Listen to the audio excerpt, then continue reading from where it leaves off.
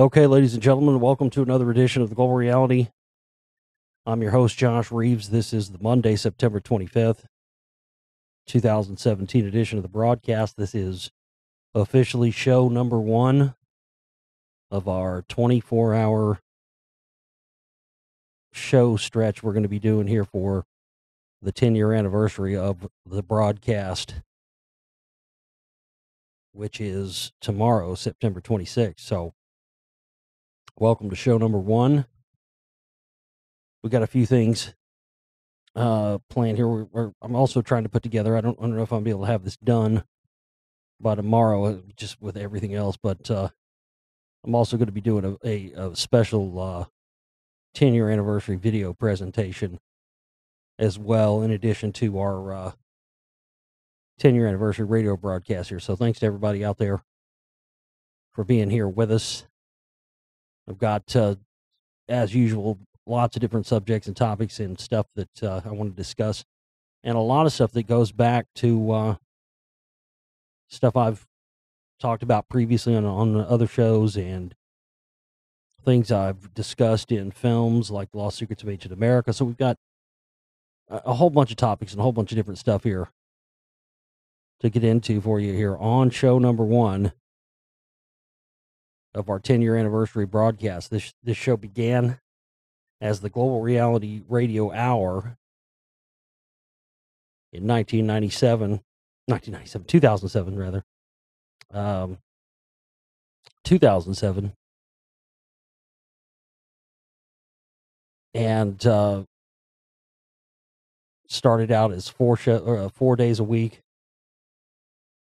for an hour, and then after not too long, I had a Saturday show, and then not too long after that, I was doing like 3-4 hours a day. I went on at the same time. As after 9 months, I went head to head with Alex Jones after 9 months in his exact same time slot, and did some damage. It was kind of how I built up my name. And then in 2009, after being on, I was on, trying to think, 1, 2, 3, 4. I think it was on like 5 to 6 different networks before, in 2009, December 2009, I started my own network, Global Reality Radio Network. And I've been chugging along with it ever since then. So, and the films also, that's when 9/11 New World Rising, my first film, came out in 2007. And quickly began on this journey of finding out about the Council for National Policy, and finding out quickly that I look back on it now, and when stuff happens to you as it's happening to you, you don't, sometimes it doesn't mean as much as it does later on after the fact. And I look back on that time period when I first started the show, looking back on all this stuff over the 10 years. And, gosh, it's amazing, because I look back on myself then compared to myself now. And, I can really see how far I've come. Really. I've come a long way in so many respects over the past 10 years. And I really didn't notice that until going back through some of the older stuff and looking back at some of the stuff from the early days. I really have come so far, just in terms of everything, in terms of my presentation of information, my research, all of it. And the interesting thing is, when as I've talked about many times before on the show, I thought back then, because I'd been researching this stuff for so long, and I'd been listening to radio shows and following people and being involved in my own street actions, involved in 9/11 Truth stuff here, helping establish the 9/11 Truth movement here in Dallas in 2006. And once, I started appearing on radio shows to promote 9/11 New World Rising, and an email from somebody today saying, "Oh, when Spellcasters 2 comes out, you need to go appear on radio shows to promote it." Like, I mean, not to be a dick, but I've done it. I mean, first of all, you don't need to tell a filmmaker that. Obviously, I need to promote the film when I make it, But number two, I've done interviews for every single film I've put out for the past 10 years. That's my point. That's how the show started, because I didn't even have a show yet. I'd never been on a radio show in my life, but different truther uh, radio networks that were around back then heard about my film and started having me on, and I went on a few, and after going on a few, and then guest hosting for somebody who had went to New York for 9/11 stuff, and I had met Freeman like the year before at that Alex Jones thing I talk about in Spellcasters Volume 1, where that thing happened there that I talk about in the movie.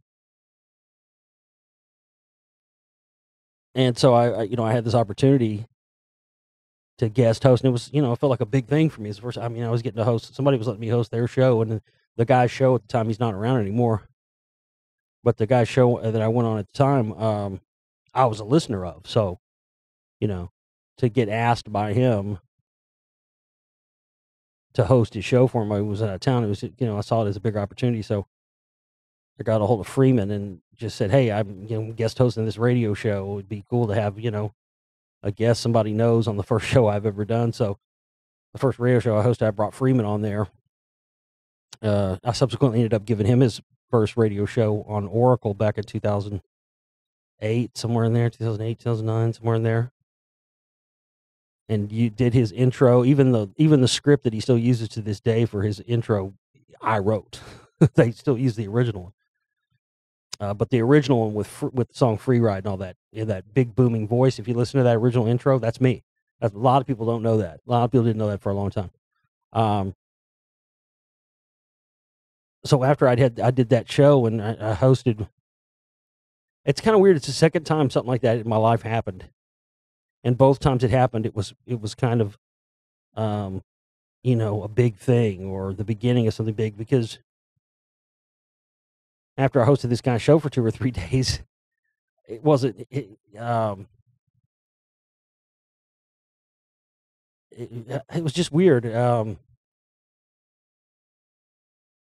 All this stuff kind of seemed to happen all at once, like it was meant to be, because he had. I'm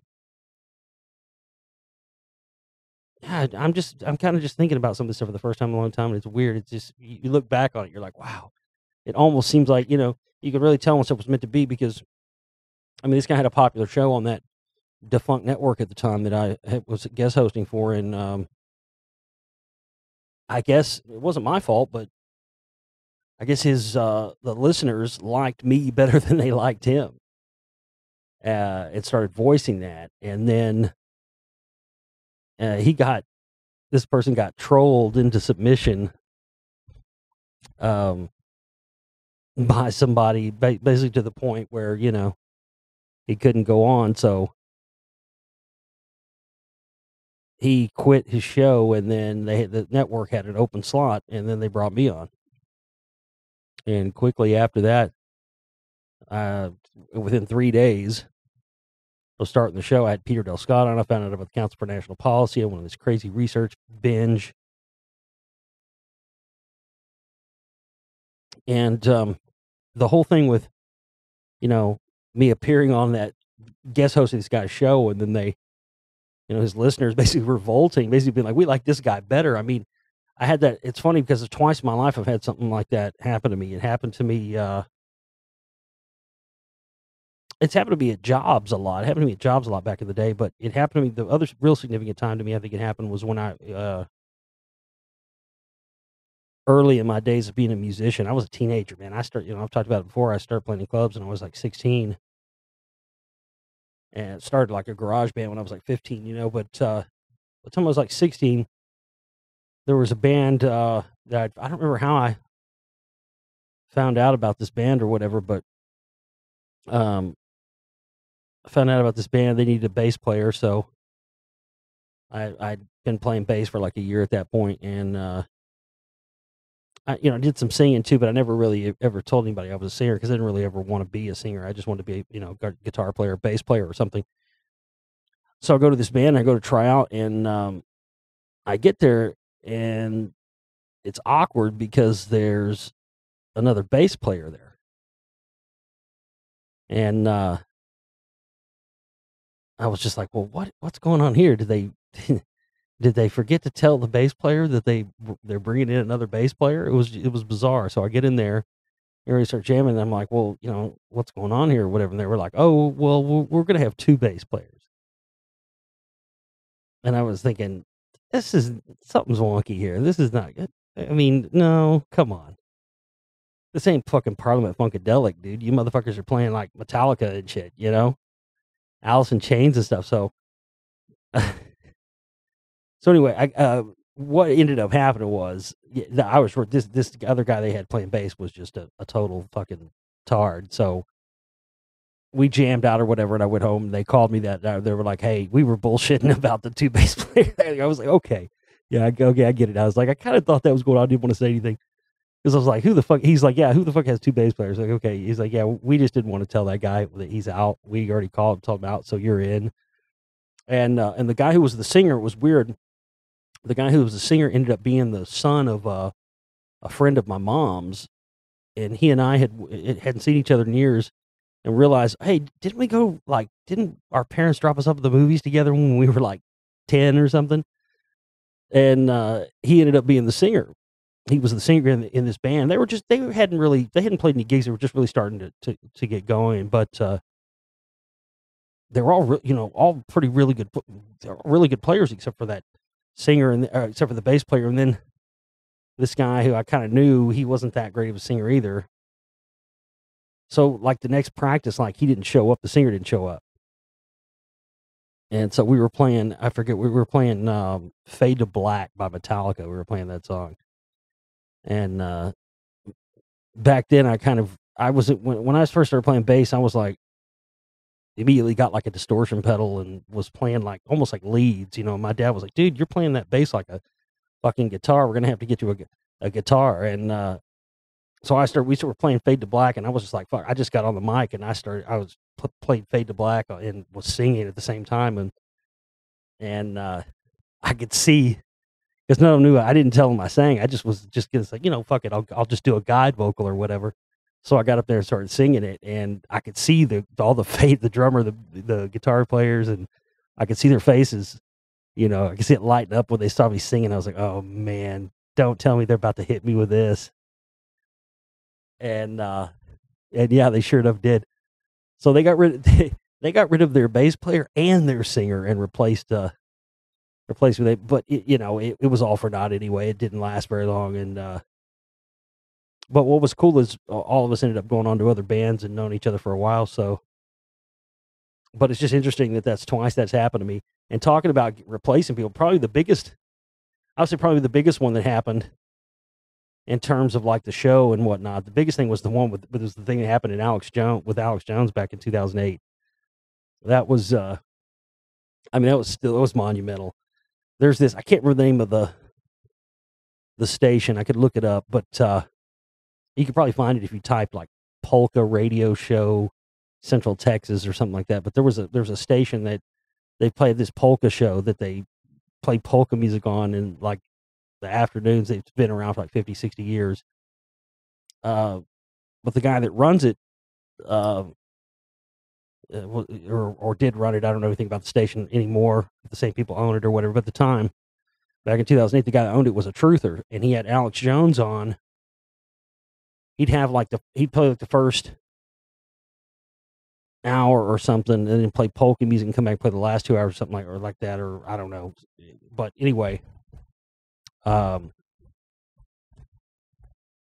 guess he heard my show and heard I was on at the same time as Alex Jones, and at that time there was no other show that was coming on live at the same exact time as the Alex Jones show, and talking about the type of stuff I talk about.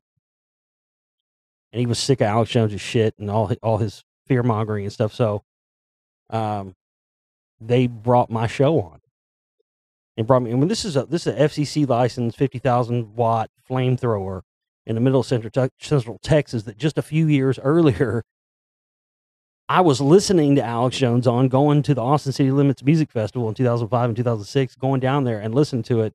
And I never at that time would even thought that would have been me a few years later. And man, I was on there for like, I don't know, 6 months or something.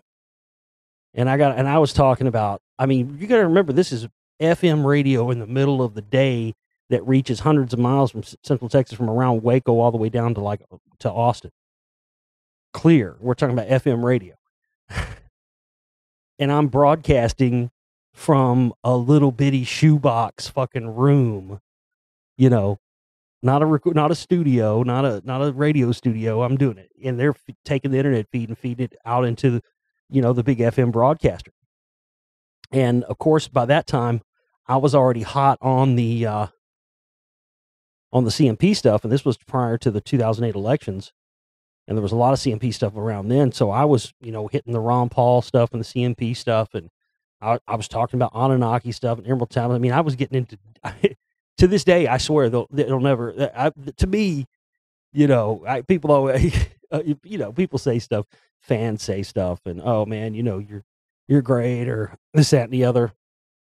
But oftentimes it's not really those things that matter the most to us. It's oftentimes it's what we, how we feel about what we've done.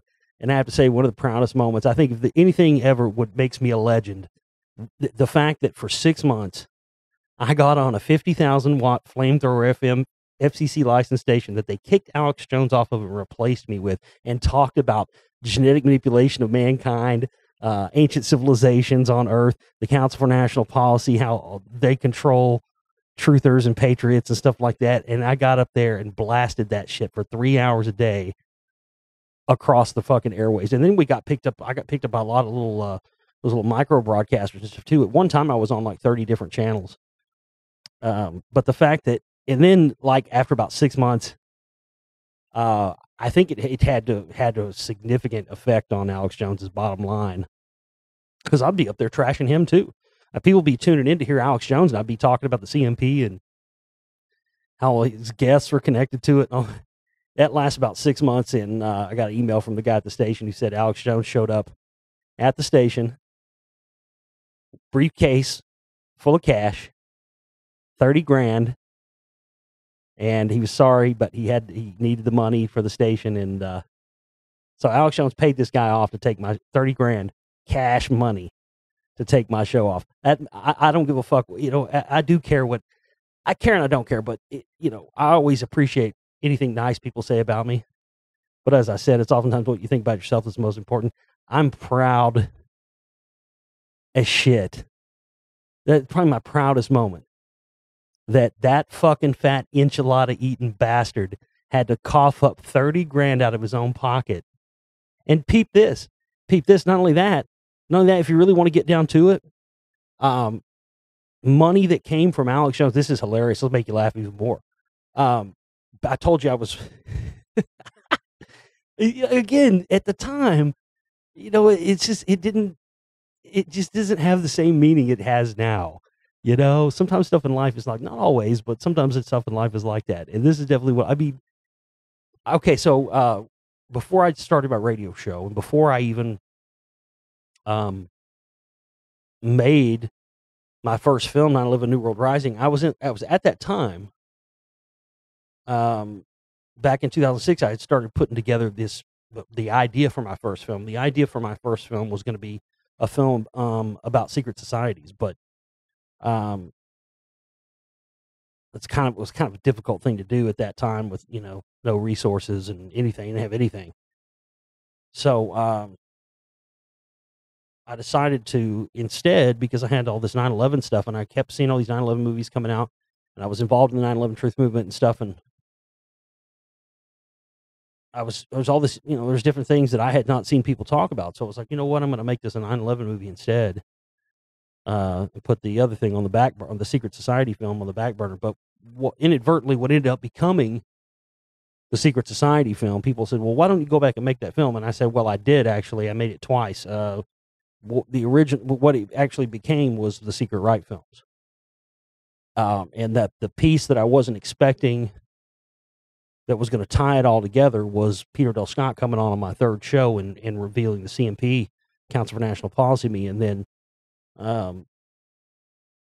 lots of what I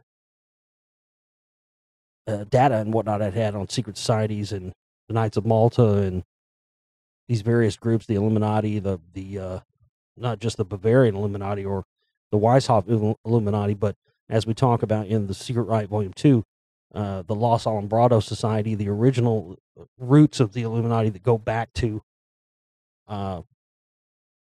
Spain and ties in with the Jesuits and all that stuff. So yeah, actually I did end up making that film. But back to the Alex Jones thing. So when I was in the 9/11 Truth Movement here in Dallas, Alex Jones, it was the first. He had a bunch of them after that, but this was the very first one he ever had. He had a video contest, and it was called the 9/11 Push the Truth Video Contest. And he had different requirements. Basically, it was like you had to go out and do some kind of 9/11 truth activism, video it, and then you had to incorporate somewhere in the video. You had to have, of course, the pluginator. That motherfucker is the pluginator. I just can't fucking shamelessly promote my fucking dick and balls like that dude does. But somewhere in your video, you had to have Infowars.com in there. So I had this idea that because we were always already handing out DVDs and stuff in Dealey Plaza, I was like, well, we should do something at Dealey Plaza and we'll video all of it. And we'll take one of these Infowars.com bumper stickers and we'll put it on the X, right on top of the X in the middle of the road that marks the spot where Kennedy got his head blown off.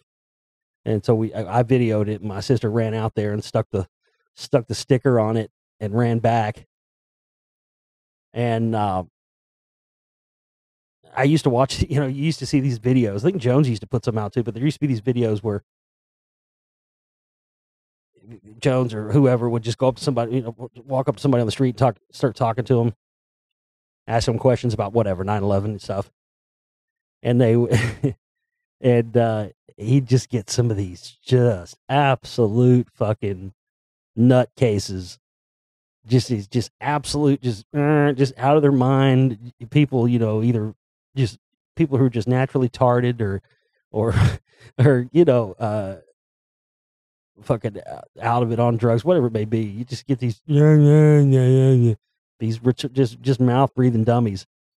But it'd be gold, it'd be pure gold. And I was trying, I wanted something like that. I got all the other stuff, and I wanted something like that to happen. And it was like I willed it to happen. I was sitting there, if you look at Dealey Plaza, have you ever been to Dealey Plaza, where you look at pictures, there's like those concrete barriers on both sides and stuff around. There's like a walkway thing. I was kind of standing over there, and I just thought to myself, man, I need one of those guys like you see in the videos. I need one of those dudes that just walks up and just says some just solid gold shit that's just so ridiculous. And I'm not kidding you. Within 5 minutes of having that thought, he showed up. The guy showed up. He's infamously known now as the guy in the red shirt. You see him in 9/11 New World Rising in that Push the Truth video we made. But he's I can't even remember all the stuff he's talking about. I think that Reggie Bush is more important than how many towers came down on 9/11, because we'd ask people how many towers came down, and it was just marvelous that you'd expect most people who don't know anything would just say 2, but 2 wasn't the most common answer we got. The most common answer we got is, I don't know, I don't have any idea. And at that time, now I could see that now. So, we're 17, 18 years away from it, but at that time, 6, 7 years after the fact, people should have still known. I mean, at least guess 2, and then you say, okay, well, no, there was, Building 7, all that stuff. But anyway, and then this other guy, this, like, we called him Punch Drunk. He was like a retired boxer. He sold newspapers in Dealey Plaza. Hey, retard. But he wasn't retarded. He was just like, he was puncher. He was fucking, how people get, like, boxers. I guess they call it, like, what do they call it now? CTC or whatever, the concussion thing, you know, but back in the day, that's what everybody called it. We just called it punch drunk, you know. People get their fucking boxers. Some of these guys will get their brains beat in so bad that they literally become, you know, retarded. They're just, and that's how this guy was. But what was funny is that, and you know, I hope that people, when they watched it, I think some people did, some people didn't, but what ended up happening once I got it all, cutting it all together to make this video for the Alex Jones contest, was that I went, wow, this is incredible. So you've got this like straight-laced looking white guy who's talking very plain. I don't care how many people died. I asked him how many people died. I don't care how many people died. It's not important. He was just giving me go right. Didn't know any of the facts. Oh, you probably know all the facts and you have it memorized, so you have me at a disadvantage. No. I mean, a lot of people know how many people, approximately people died on 9/11. A lot of people know how many towers, you know, it was just little comments and stuff. What was funny is old Punchy, we asked him the question, even though he talked like this because he was from being punched so many times, and I talked to him on the street and stuff too. This motherfucker you can see it in the video, this motherfucker is the goddamn, he's the prize winner. I asked him how many towers came down. 3. What? Yeah, 3. Building 7 came down later. Like, it's just like, I mean, it was just such a, you know, here's Mr. Suburban America, you know, uppity white guy, and here's fucking guys trying to make a living selling, you know, newspapers, JFK related shit in Dealey Plaza. That's all he can do for money because he doesn't box anymore. And he knows all the facts. He's just sitting there spouting facts. And I'll just never forget that red shirt guy. He left. The thing is, he left and came back. Like, I rattled his cage. What you see in the video and what you see in 9/11 New World Rising with that guy, where he's talking, is his return visit. Because what first happened was he walked up and we engaged him and tried to give him a DVD or something, and we engaged him. And I remember, I think we asked him, you know, how many towers, if he knew how many towers came down. I don't remember what it was, but it was a quick exchange. He just kind of said, you know, whatever, and he left. And then we rattled him. We rattled his cage. There was something we said or asked him about that shook him up, and it made me wonder, like, if he was, because there was a lot. I mean, there's a lot of spooks in Dealey Plaza. I've encountered so many spooks. I've been followed around down there. It's the most. It has been for many years, even before the rise of the surveillance state and before cameras were everywhere. Even back before there was cameras everywhere, it's always been the most surveilled spot in all of Dallas. There is more surveillance surrounding Dealey Plaza than anywhere in Dallas. If you watch my film, The Lost Secrets of Ancient America, Volume 2, I talk about these Deneb portal alignments and stuff that Dealey Plaza's aligned with and things like that. I mean, what do you think they're waiting or looking for? They've got that whole area covered in cameras, have for many, many, many years. And it begs the question, why? Why would that spot? It's not like it's you know, a high crime area. It's not like there's, you know, anything going on over there. It makes no sense, other than they're looking for, you know, somebody getting too close to the truth or something, you know, something like that. But so I edited all this stuff together, and we ended up, as soon as that guy, after I got him on, the red shirt guy on video, I remember closing the just when he got done talking, I closed the viewfinder thing, the little screen. I closed it down on the camera. I'll never forget this. I closed down the camera. He walks away. As soon as I closed it down, as he's walking away, I said to myself, thank you, Mr. Red Shirt Guy. You just won me that video contest. I just knew as soon as I got that gold, I was like, that's the winner right there. We just won it with that guy.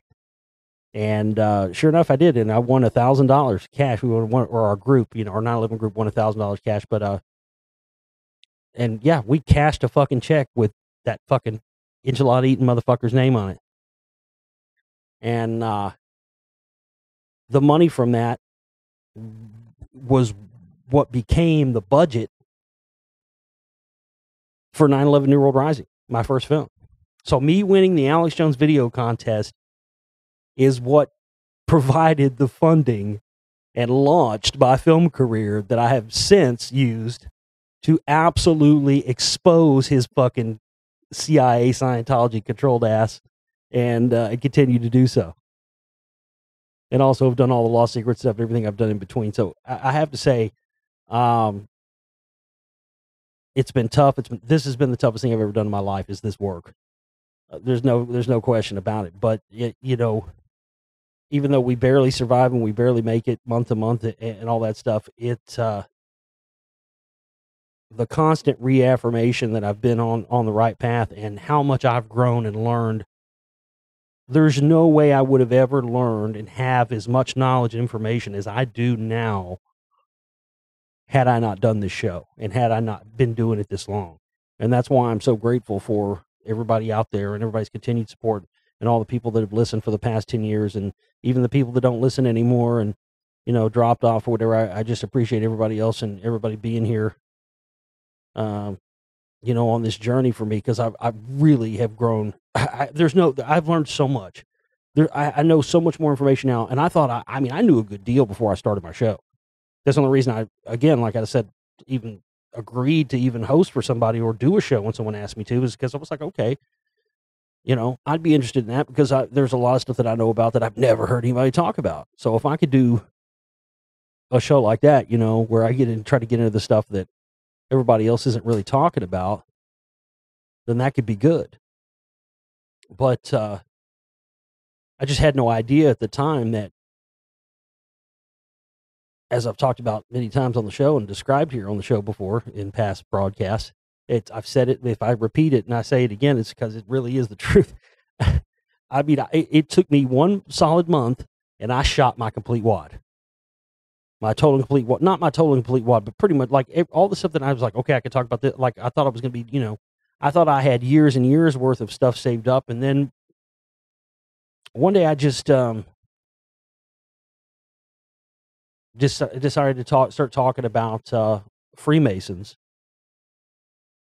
and just I've talked about it before. The connection to aliens and all that stuff, and just this innate knowledge and this thing of knowing something to be true, which I've talked about before, which many of you have sent me emails and messages about saying you've experienced in your life too, which is just tells me we're all on the right path. But this thing of knowing something to be true without having the knowledge of it yet, like the day of 9/11, like I just knew immediately as soon as I saw it happening. I just immediately was like, I'd already studied all the Kennedy assassination stuff, and I was like, oh man, I just felt it. I knew it. I was like, this is another JFK thing. And I took so much shit. I had so many arguments with friends and family and everything else.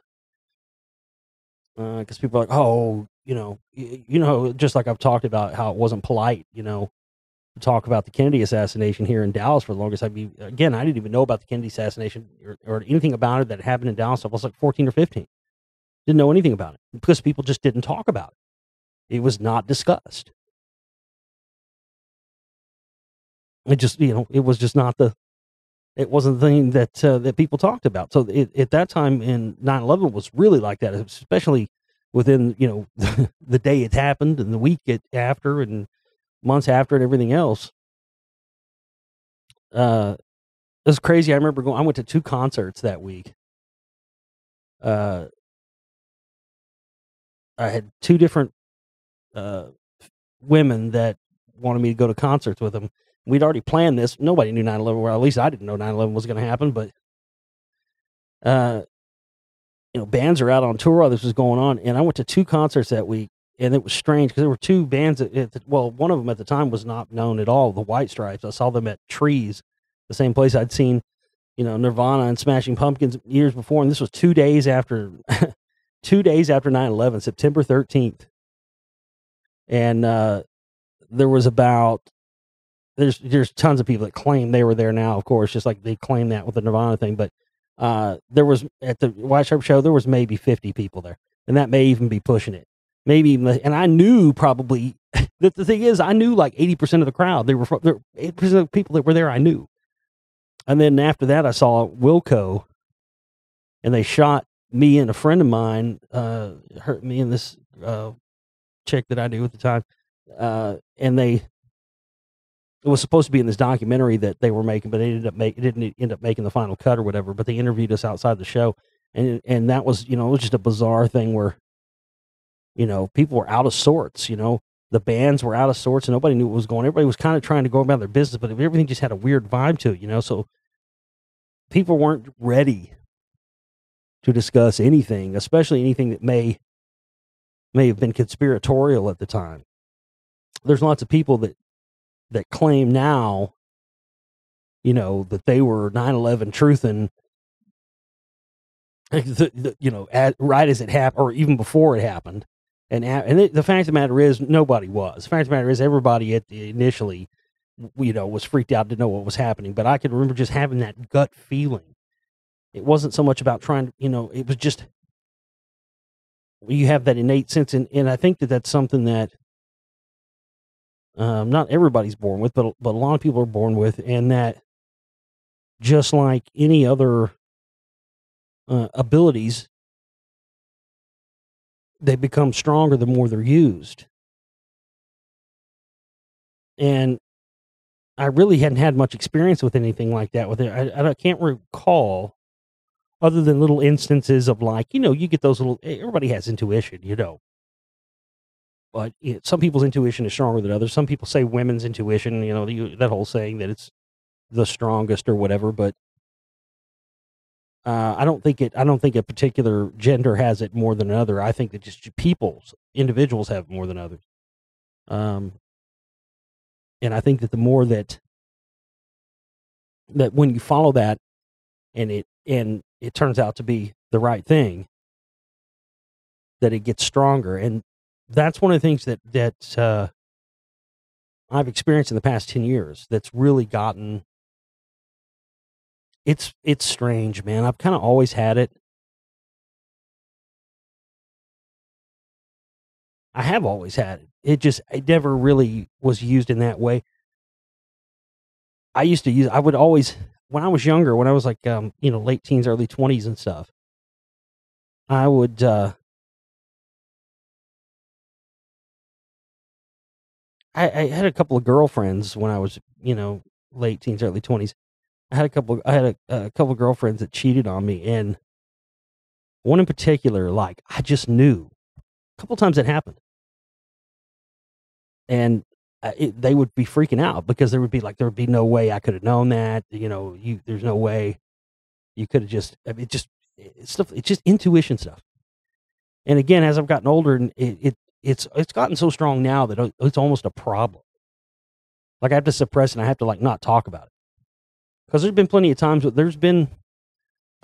when I'm like, know something, like I'm very good at reading people and knowing that there's things, something going on or something amiss. I'm very good at that. But you almost have to suppress it sometimes. It becomes so strong. But anyway, not to get sidetracked, but my point is that it's just something I've experienced that I didn't experience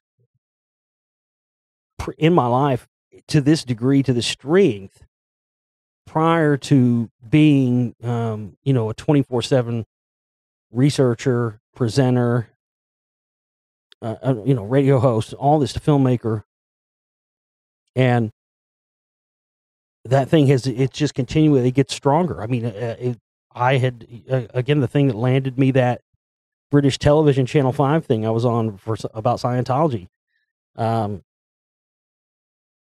was, the year before Philip Seymour Hoffman died, when that movie The Master came out. And I came on the show and said, somebody, I didn't say Scientology, I said they. I said they. It could mean anybody. I didn't say Scientology. I never said Scientology, I just said they.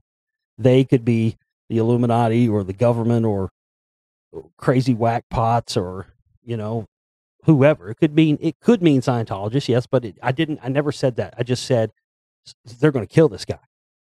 Because I knew just from what I'd known at that point that, like, L. Ron Hubbard was revealed. Why do you think there hasn't been, what do you think before that there weren't, like, made for TV shows or, like, anything else on Elder? How come there's never been, like, a movie or something? Because they always try to shut them down. They tried to shut down the master to keep it from getting made. But as soon as I saw it, I was like, oh, man, they're not going to let this fly. And so almost a year to the day after that, of course, he died, and there was all kinds of suspicious stuff surrounding it. And so that was what ended up landing me that appearance on there where they cut everything out. I said, that's still on Netflix, by the way. I get people occasionally that have seen it. Somebody at the Alamo Draft House thing, I told you about the RoboCop thing. Somebody that was a fan said, I was watching this show on Netflix the other day, and you were on it. Yeah, that's correct. You can't get my stuff on Netflix, but you can get this fucking TV show they did a whack job on and put me in. Yeah, you can get that, but yeah, it's like a muscle, researching and writing and learning and all this stuff. I mean, it's just, again, I back in 2009, as of the first few years that I did this, I did the show, I was still, I worked at a pizza place for a few years because prior to 9/11, I did, I worked for a software company and I did a bunch of various different stuff for tax software company, for a few years. And there was stuff in there that I came up with that they used for years and years afterwards. But of course, didn't get residuals or anything for it or any credit. But after 9/11 happened, that was really the moment for me. Because I was at that time, I was like 24.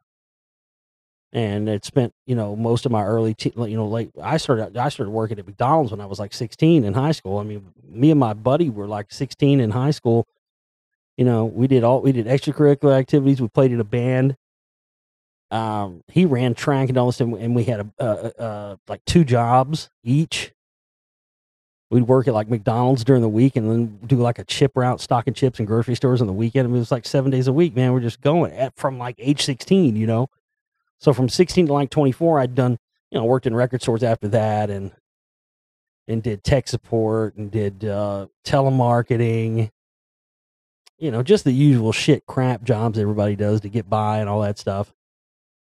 And then in 2000, I started working, got the software gig, and I got it through a temp agency, and it turned into a full-time thing eventually. And they cut a lot of people. But they kept me, they were like, hey, do you know how to use Macs? I'm like, yeah, I learned that was the first computer I ever learned how to use was the Apple II, I've been on, I know how to use Macs, of course. And they were like, okay, how would you like to make double the pay and do half the work you're doing now? And I'm like, you got to ask? Fuck yeah, let's do it. Because, the volume of calls and the volume of issues and stuff they would have would come in from, for PCs. Macintosh at that time were not as widely used. So the volume was but they needed people that knew how to run the operating system, so they were paying them more if you knew how to use it. So after that, and especially during taxi, they were giving us like unlimited overtime. I mean, it was sick, dude. It was good. I was like, finally, after so many years, finally I get this cool job. And then 9/11 happened, and shortly you just could see it. It was just like instantaneously, the economy started being affected. Jobs, they started shipping jobs overseas to India. It just didn't make any sense to me. It didn't, it couldn't be anything other than all the stuff I'd read about my whole life. These plans for global domination, the plans for the homogenization of people, and just basically everything we've seen, the whole conspiracy, all of that stuff. And it was just the first time in my life that I had really felt like, holy shit, I fucking knew on the day of 9/11, I fucking knew what this was. And now that they're shipping our jobs off, and they'd rather pay somebody 3 cents an hour. Oh, hey, thank you for calling. You got to talk to fucking Habib. And I just remember they gave us like our, severance pay and our final paychecks and all that stuff. I can remember walking out in the parking lot of this big, massive, gigantic square call center building, fucking oppressive, just something out of Nazi Germany, no windows.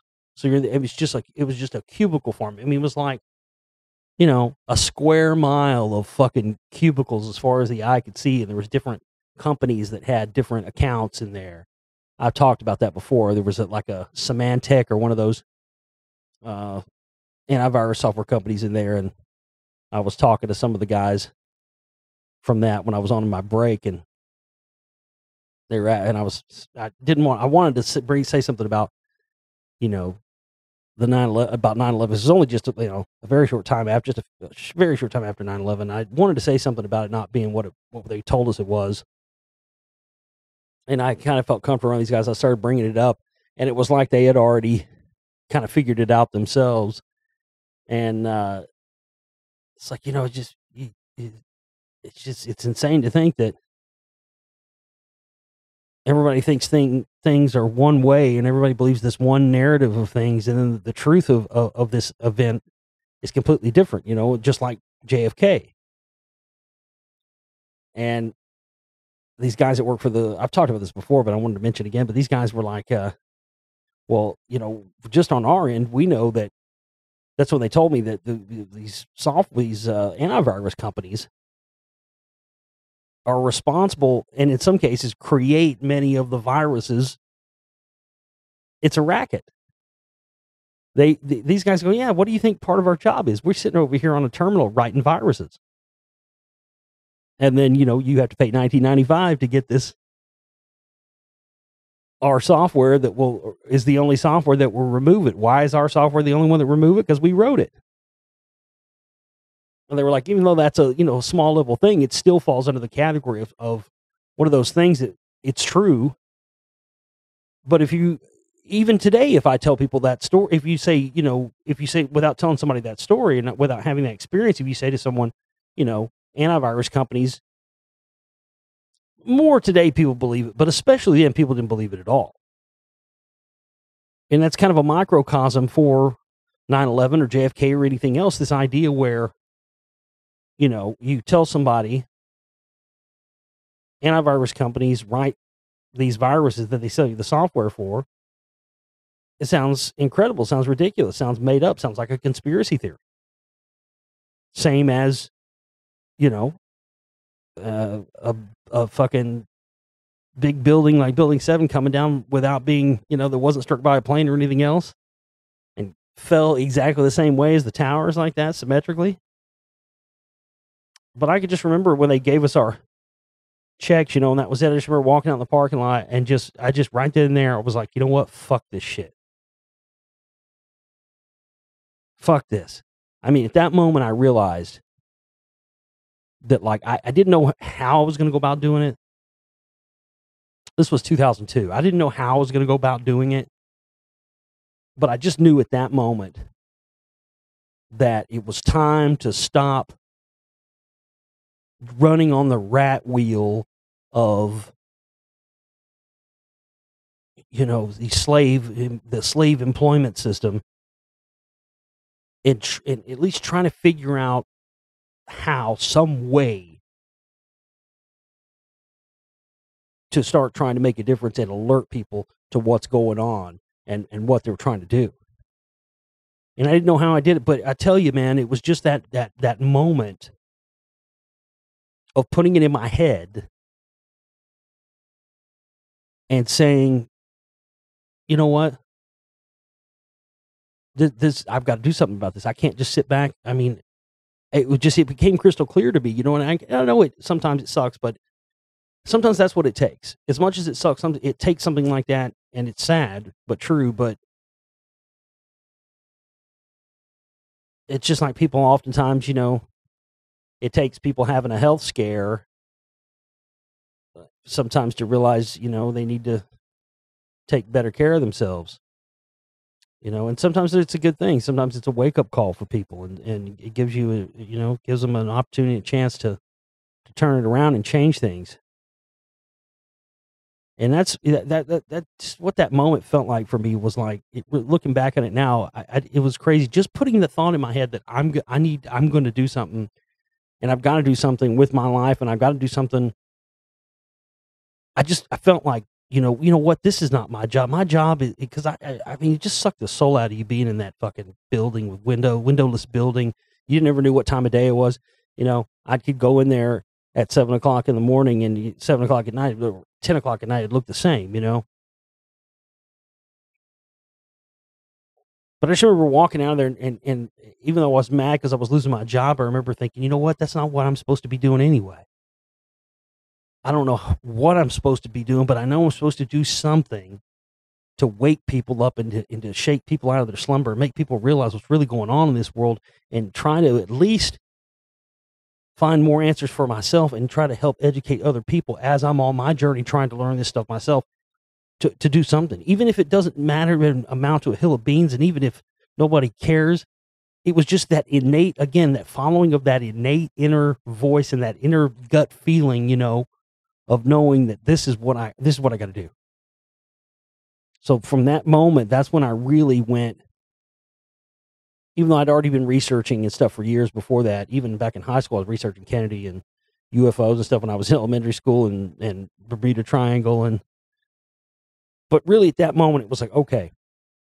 And that really set the ball rolling and got me, you know, reading, researching, wanting to learn more.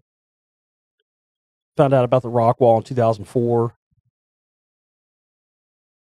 After having all these experiences around Rockwall when I was young with friends, and, you know, UFO sightings, missing time events.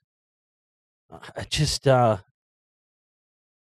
again, that was one of those moments, you know, when I found out about the Rockwall, and I went, was another one of those, you know, it was 2 years after losing my job and deciding I was going to do something. And that was another sign. It was like, you know, even though that's 3 years before I would start this show, that moment of finding out about the Rockwall and knowing innately, instinctively, without any other information about the rock, I didn't know anything else about it at that point, nothing else, other than there was an ancient Rockwall in Rockwall, Texas. That's all I had to go by. I had no other information. That's it. Just that sentence. That's all I had. The ancient and mysterious. Maybe one day we'll have all the answers for things like the ancient, mysterious Rockwall in Rockwall, Texas. And I just went, that's it. And I went, I'm going to find the truth about this thing. This is it. This is the whole thing that ties this all together. And, you know, listen, it's tough, man. It's a tough world out there, and not everybody gets to find, much less find and then do 100% what they are put on this earth to do, because, you know, the whole system, the whole thing that I've been exposing all of these years, all of this stuff, it's designed to keep people from finding that. The whole enslavement system is all about keeping us on that rat wheel and keeping us not only attached to it, but also in love with it, and believing that that's the only possible reality. You know, you're born, you go to school, you get a job, you get married, you go to work, you die, that's it. Flush, rinse, repeat, next person, next slave down the fucking chamber. No, sir. No, sir. Not for me. I never wanted that life, even as a young person. And that largely has to do with just stuff, you know, parents, you know, come from a broken home. never lived in a home with never had any experience of living in a home with my actual mom and my actual dad together. I never experienced that. Some people think that may be insignificant, but the people that think that's insignificant are the people, in my experience, are people who have lived with their actual mother and father, biological mother and father together. And I never got to experience that. I never experienced my biological mother and father together as a family with me. I never got to experience that. So everything for family, for me after that was kind of, it was kind of a facsimile. It never really became, it was hard for me to really, as I got older, to have any reference point of even wanting that, because I didn't experience it, So that was a very difficult thing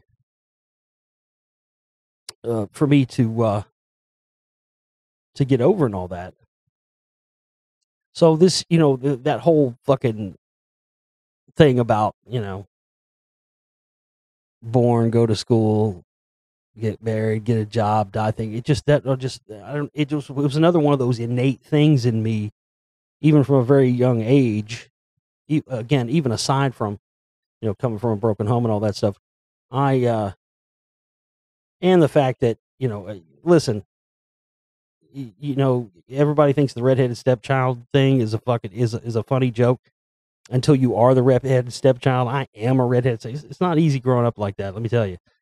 But it also, and I think it could be my thoughts and feelings on that could be chalked up to coming from a broken home and all that. But at the same time, it was more than that. It was this innate thing of knowing. Like I remember going to having to stay at a friend's house when I was like in first grade, right? Like a neighbor or something, and going to Sunday school or something, and I just even knew when I was like 5 or 6 years old. I knew that whoever this preacher and what he was telling me, and there was something was bullshit about that. Knew something about that. It was just, again, is that innate thing of knowing that you're being lied to. And I always had that so much when I was a kid. I always knew that most of the time adults were not telling me the truth about things. Because I was a smart, inquisitive little kid, man. I was a little knowledge hungry, and so I would research stuff and on my own. I remember like in second grade or something, the teacher asked us what USSR meant, and nobody in the class knew, and I raised my hand and said Union of Soviet Socialist Republic, and she got this fucking look on her face. She couldn't believe I knew that. But I just, even at that time, I had, I had a thirst for knowledge, but it didn't really translate over into like schoolwork, because I knew, that's why I didn't give a shit about, homework or school at all. I never really gave a shit about any of it, because I just knew from a young age it was all bullshit. And I never fell into the voting thing. I knew from I had no information to go on when I was in high school, but I can remember saying to somebody, Republican, Democrat, that doesn't matter. They're all, it's all the same thing, whatever. People go, oh, it's not the same thing. They're different. How do you know? You don't know that. I'm like, yeah, I do know that. The truth was, at that time, I didn't really know that. I didn't. I just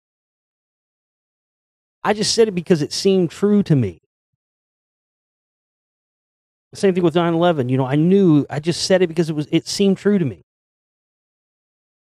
But then, to later find out it actually was 100% true.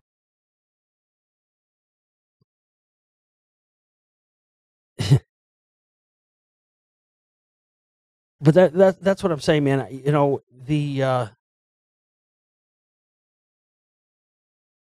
I think that sometimes, whether we understand it or not, or whether we get where we're going in life is leading us somewhere. The problem is navigating through all the horse shit that life throws at you to get to that point where you can realize that. And again, most people don't, because again, the system and the entire mechanism of control is designed to keep people in these endless rat wheel enslavement systems, so that our true purpose and our true chance, to find out, because I think every single person has the potential to have something that they're supposed to do while they're on this earth. And everything is designed to keep us from ever figuring that out. TV, propaganda, whatever, sports, all this horse shit going on with the, all this NFL stuff. Somebody left a comment on the YouTube video the other day and said, I'm boycotting the NFL because of this kneeling thing, blah, blah. I'm like, you know what? If you're listening to my show, you're still watching professional sports, you have no fucking business listening to my show. I'm sorry if that pisses you off. I'm sorry if that makes you mad, but I got to say, I had to say it. I mean, you literally, if you're still buying into phony Roman-style gladiatorial distractions like the NFL and other sports, and you listen to my show, you got no business listening to my show. I mean, I'm from Dallas. Anytime you tell anybody you're from Dallas, the first fucking thing out of their mouth is, oh, you must be a Cowboys fan. No, motherfucker. Unlike you, I'm not fucking brainwashed and distracted by this fucking modern day fucking gladiatorial fucking bullshit matches. No, I'm not fucking distracted by that. You know what's interesting? Once you aren't distracted by sports, I found that once I didn't give a shit about it anymore, it became much more enjoyable to me. Like now, if I see, because I don't give a shit about any kind of sports and don't have a dog in that race at all, and have been unplugged from it for so long now, that now if I am somewhere and someone's watching a football game, I can actually enjoy it. Isn't that crazy? You wouldn't think that would be the case, would you? Because I don't like sports at all, and I've chosen for many years not to pay any attention to it. But because of that, and I wonder how many other things in life we could discover like that. How many other things, it doesn't make sense. It just logically, it doesn't make sense, does it? But for me, it's literally the truth. Like, it used to be that, it would just be like, oh, I don't like that sport, or I'm not going to watch fucking baseball on TV or whatever, boring sport or whatever. But and then it was coming to the realization that stuff is modern gladiatorial distractions, and it's, bread and circuses for the people, and it's all part of again, keeping us distracted and keeping our energies focused on something that at the end of the day has no bearing on our lives whatsoever. But that time that you're spent watching that, and that energy could be used and focused towards finding what your purpose is, and putting that to work.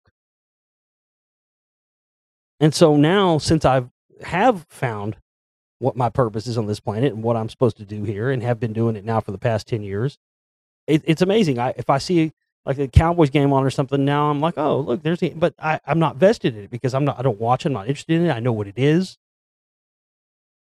And just as a casual observer, if someone has the game on or something, or it's on somewhere,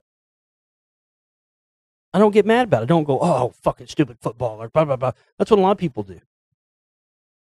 Because a lot of people have angry reactions when they find out about things that are scam. I mean, all professional sports, look, it all boils down to this. It's all controlled by the mob. It's all controlled by bookies. All the referees are all paid off to the hilt. The NFL from the beginning was founded with mob money that came from the mob and the Hunt brothers, Lamar Hunt. I mean, it was a way for them to have, they wanted to create a sport from the beginning that they could control odds and booking and all that stuff on. That's what the NFL is. And all this stuff with the kneeling stuff and Trump and the fucking Patriots. And the Patriots are one of the most mob-known fucking franchises in sports. And Trump's been in with all those guys and friends with those guys for years, and all this shit coming out now. I mean, it's all just lies and distractions, and it's a way to get you to focus your energy in on things that don't matter to a fucking hill of beans, like these statues taken down, all this stuff.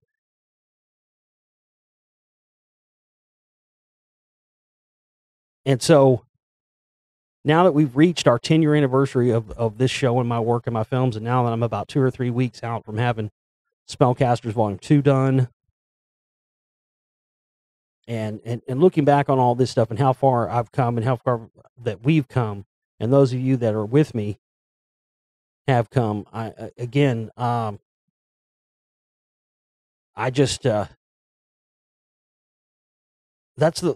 really makes me understand not only why I've made it this far, but why I'll continue to make it. While we're going to be continue to push forward and do big things, because really I've experienced this is not bullshit. It's not some fucking cockamamie fucking spiritual religious bullshit. It's the goddamn truth. As soon as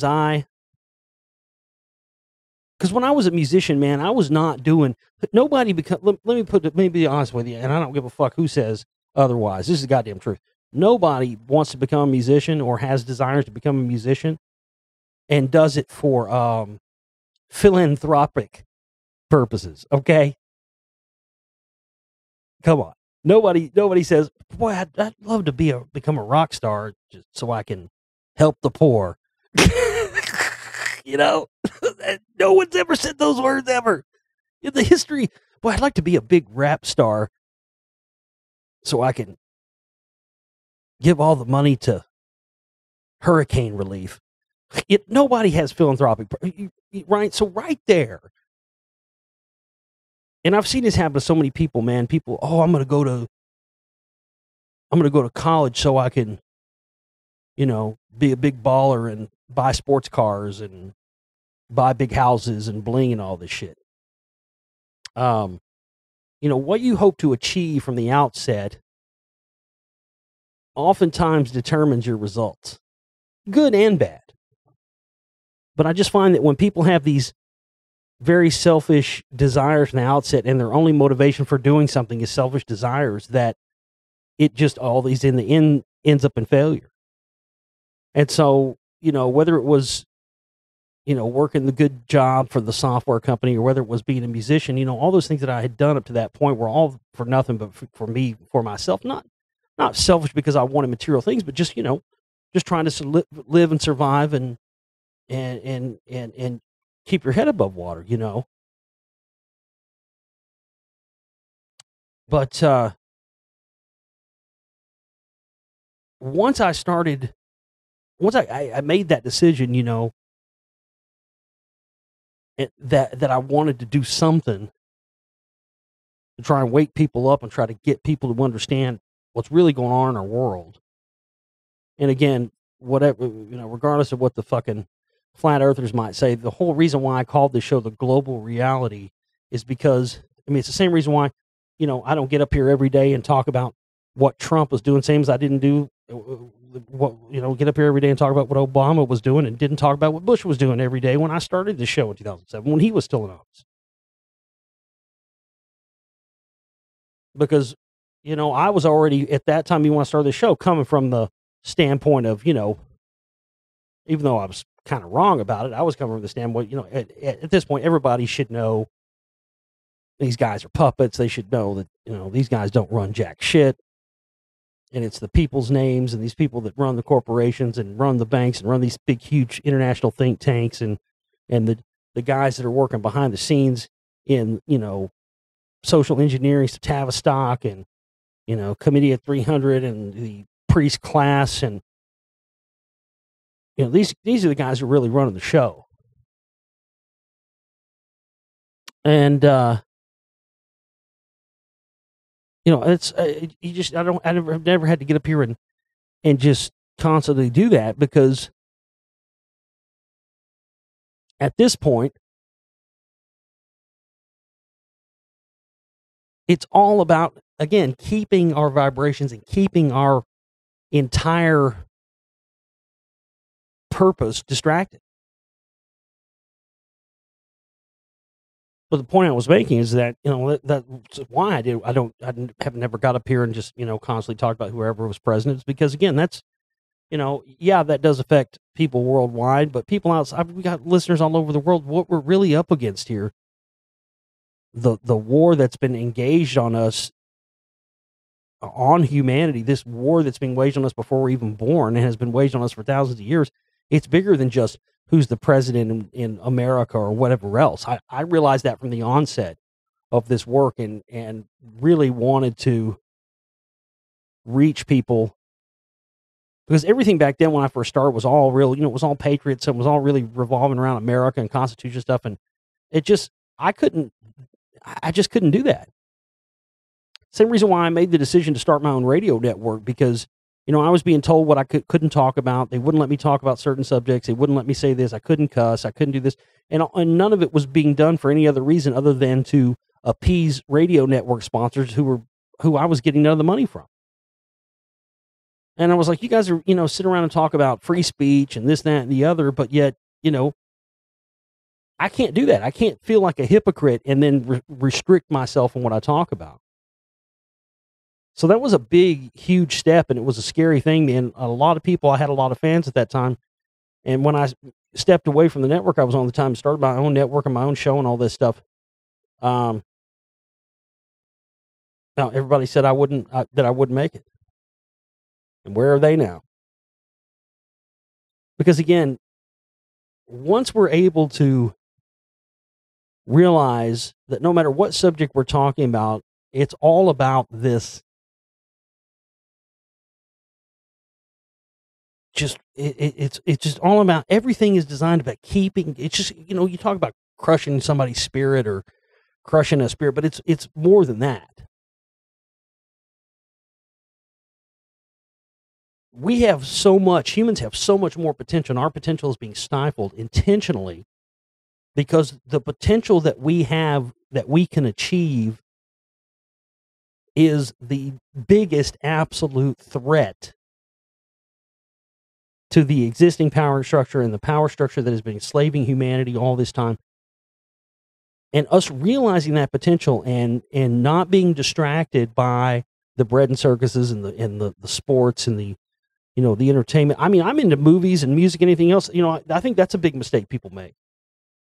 Just because you become aware of these subjects doesn't mean you have to stop watching movies and watching TV shows, watching whatever. I mean, hell, but you got to understand, sports is a different thing. That's a different thing altogether. But what I'm saying is, contrary to what some people will try to tell you, you can be awake and aware of this stuff and not allowed to have any power over you, and still, be an observer of movies or an observer of music. Just alert yourself to and be aware and understand who, what, and why this stuff is going on. Who's doing it to you? Why? All the rest of it. It's amazing, man. It's been a revelation, because I'm not gonna lie to you. When I first started waking up to this stuff, I was one of those people. For a long time, I didn't watch I didn't watch movies. I didn't listen to any, and I was just a pissed off, grumpy motherfucker all the time. Because everybody's at different levels of being awake, man. That's the problem, That's the biggest problem I've seen with people having arguments over information, is that, I'm at a different level, you're at a different level, and it takes many, many years. I had so many people through the years, I want to know everything you know about all these subjects, and I need to know it in the next 24 hours. And it's like, hey, you're not going to know, even if you could take in that much information, it's understanding it and living with this stuff so long, and analyzing and realizing why it's going on, and realizing that the stifling of our potential is one of the main weapons used against us, as in the arsenal of weapons that are used against us. But the lies, the obfuscation, and just the cover up of knowledge and the restriction of that, it's been mind blowing even to me, the levels at which it takes place. We can all get to that level where we can see it's happening, but every day, the more I research and make these films, it's just unbelievable. And so, as I've been making the Spellcasters too, I've been, it's been heavy on my mind, because it's really made me realize just how much everything from Hollywood to the music industry these things that appear, I mean, these things pose as like creative outlets, because filmmaking and writing music and performing, all that, I mean, that's all art. But they've turned it not into art, but they've turned it now into music and movies and all this stuff that could be, the way that we express ourselves in a way to affect other humans positively and to try to make change, is absolutely been hijacked into nothing but brainwashing, conditioning, and the continuing obfuscation of the truth and the limiting of human potential.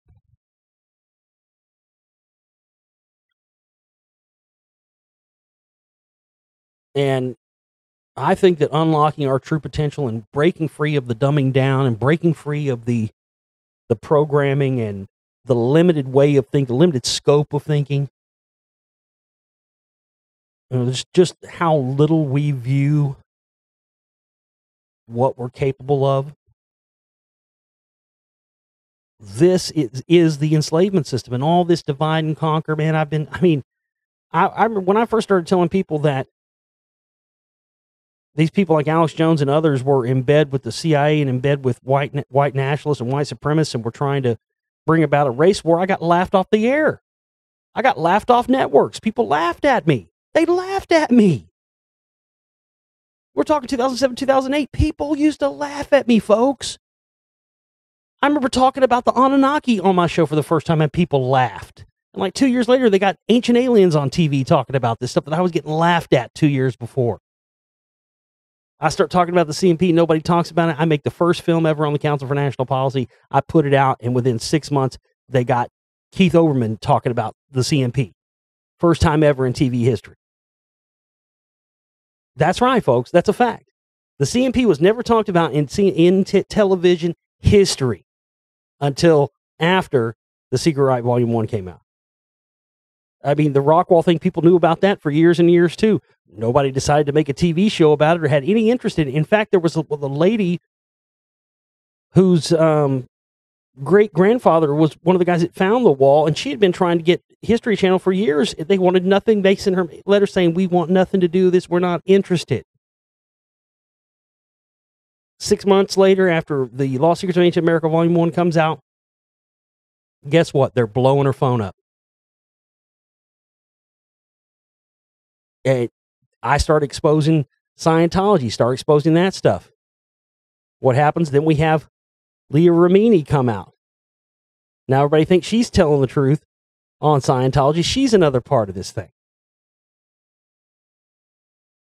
And then, of course, the stuff that I'm coming out with now and with Volume 2, it's just all of this has been one continual reaffirmation that, the choice to dedicate my life, as tough as it's been and as tough as it is, and, the stuff I have to endure just to do this is, win, lose, or draw, what I'm supposed to be doing. It absolutely is. And I'll have more on Leah Remini and stuff for you later on. But again, this is show number 1 of our 10-year anniversary shows. We're going to have a few of these over the next 24 hours. And part of this, in the next 24 hours, this is, you got to consider this like the Jerry Lewis telethon, because we've got only about 24 hours left on our 10-year anniversary fundraiser. This is also our operating cost week that we have to raise. So we're in full telethon mode now.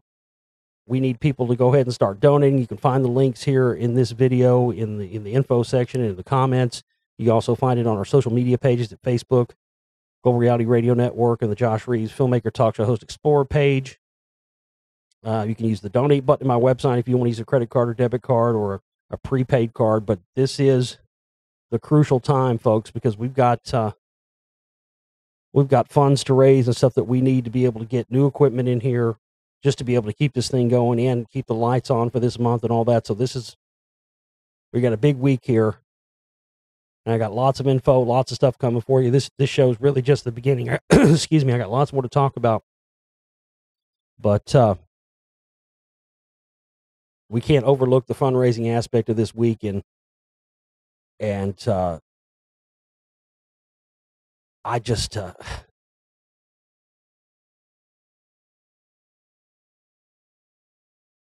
I wish I didn't have to worry about it all, you know. I wish we just had a war chest to operate with month to month, but because I honestly, I hate having to deal with it. I really do.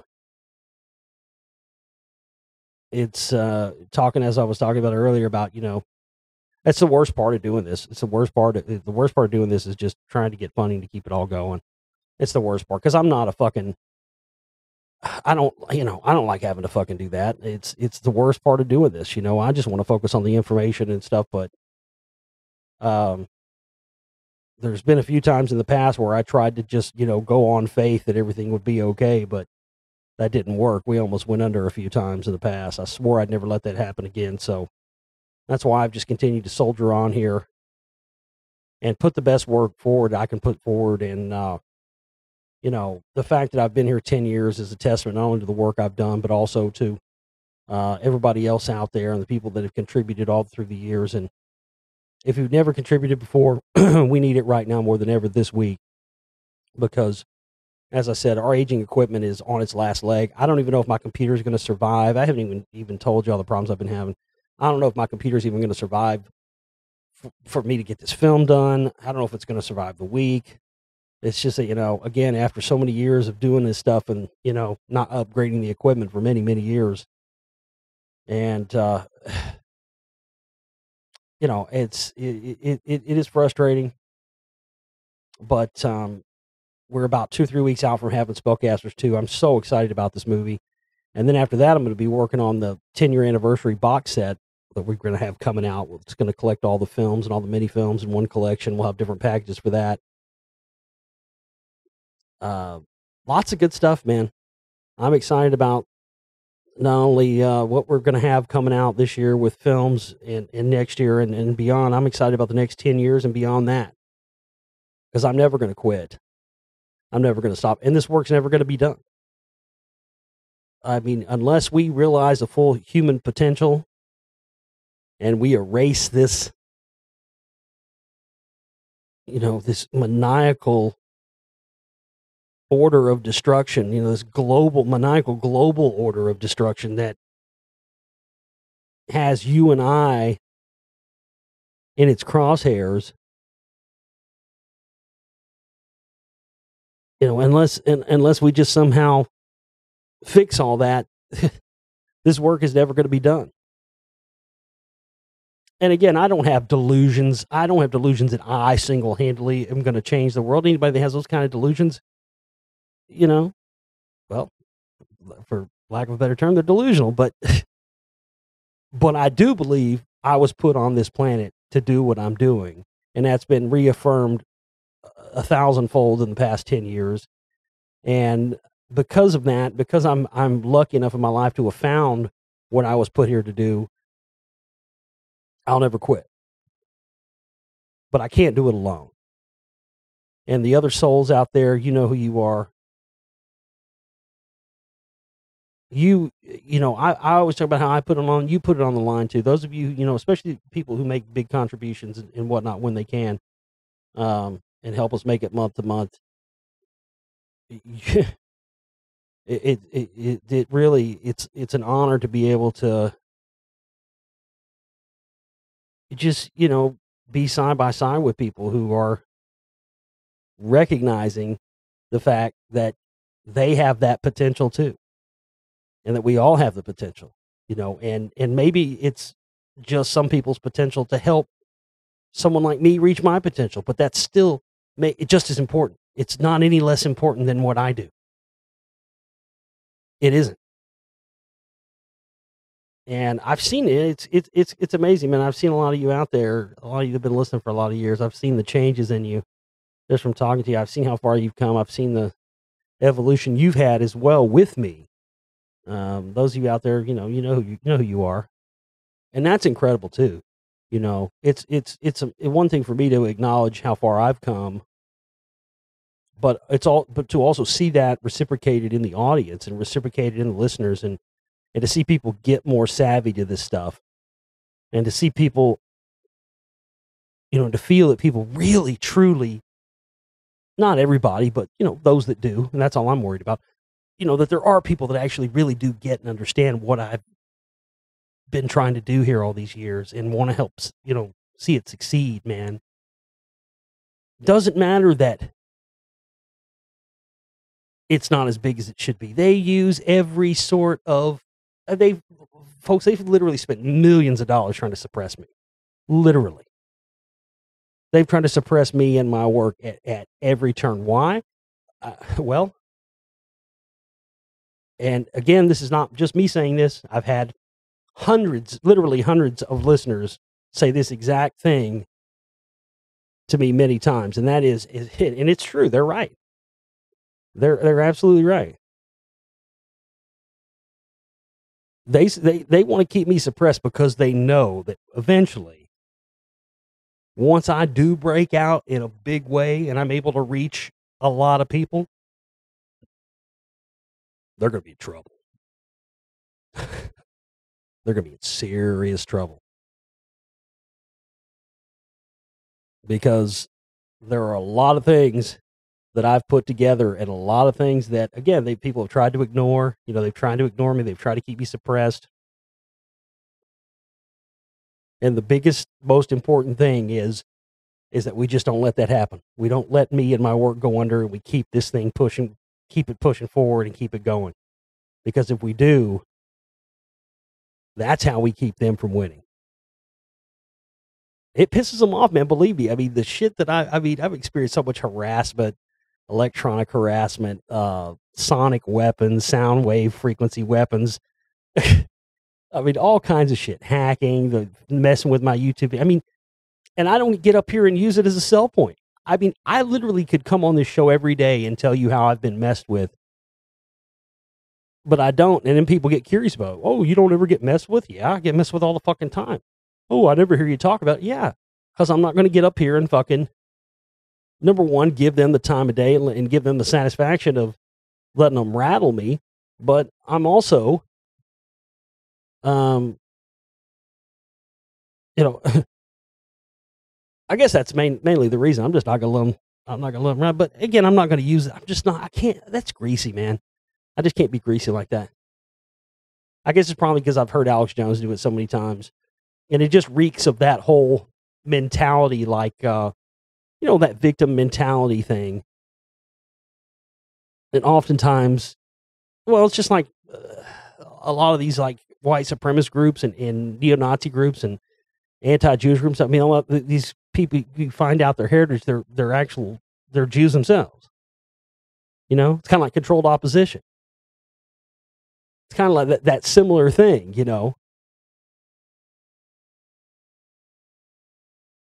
But believe me, yeah, I've had my fair share of being fucked with constantly with shit. Shit that you just wouldn't even believe, man. Like supernatural type shit.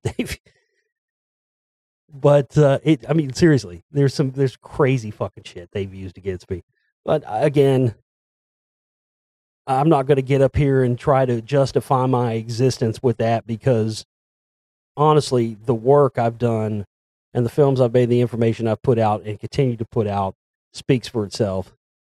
And I don't have to do that. Same as I don't, same reason why I decided I wasn't going to have commercials and sponsors. And yeah, we could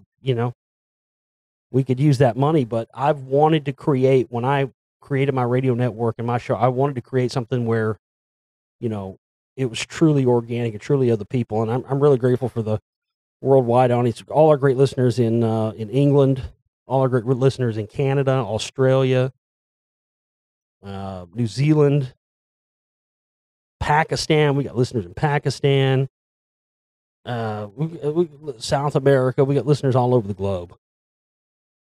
And that's the thing. One of the things I'm most proud of, the fact that we've been able to present information that people in different languages, people that don't even speak English, listen to the show. It's bizarre. There were some countries one time. There was a couple of countries I had to look up one time. I had pulled up a list of like where we were listened to at, And there was like a couple of countries on there that I'd never heard of. And they certainly don't speak English in those countries. It's just mind blowing, you know. So that's why I've, from the onset of this, you know, called it the global reality and realized that this reality affects us all. And it's more than just, you know, these people living in this country over here. All of us are being restricted and held in the state of arrested development, and our full potential is not being allowed. And meanwhile, we're being sold, you know, this quote unquote life that's just a rat wheel. You know, again, it's just designed, it's just there to keep us from fucking with their status quo. Well, on behalf of myself and all our other listeners, everybody else out there, I'd like to raise a glass and say right now, here's to me, you, the global reality, and here's to fucking with the status quo for another 10 years and beyond. How about it? All right. I love you guys. Please go and help us we want to reach 100% of our fundraising goal in the next 24 hours. It's Jerry Lewis telethon style. I'll get up here and fucking sing you a song if I have to. We'll do something. You know, didn't they do that in the Jerry Lewis telethon? I'll get up here and I'll get the guitar out, motherfucker. I'll get up here and play you a song or something. We'll do something. I can't juggle. I don't know what the fuck else I'm going to do. Maybe we'll bring back Ed McMahon from the grave. Yes. That's what we should do. I used to do maybe I should do that. Maybe I should bring on some celebrity guests. We used to have Pastor Hagee come on the show. You remember that? He used to do my Pastor Hagee person. Oh, good Lord. This is Pastor Hagee telling you to listen to the Josh Reeves Show and don't worry about what the Jews are doing. I'm back, motherfucker. Happy 10 years, Josh. Yeah, there he is. All you got to do is say Pastor Hagee and he shows up on the scene. Yep. That's all there is to it. All right, folks. Well, please go and help us reach 100% on our fundraiser. We'll come back with more updates. Those that do contribute, especially in the larger amounts, we'll have special prizes, shout outs on air. If you got questions, stuff you want to hear me talk about here in these 10-year anniversary broadcasts, please email me, globalrealityshow@gmail.com. If you have questions about donating and where you can donate and whatever else, globalrealityshow@gmail.com. Lots of great perk packages as well available there in the fundraising page for the 10-year anniversary. And be sure to check out the fundraising page and read all the information there, because we've got stuff there where you can buy gift cards for the different pieces of equipment that we need. So if you don't want to make a cash donation, you can always just buy gift cards, Amazon, Reverb.com, and Apple.com that can go towards the stuff that we need. You can buy online gift cards and then all you have to do is just have it sent to my email address and whatnot, and then it will be off to the races. So please go and check that out, and we'll be back with more 10-year anniversary show real soon. Stay tuned.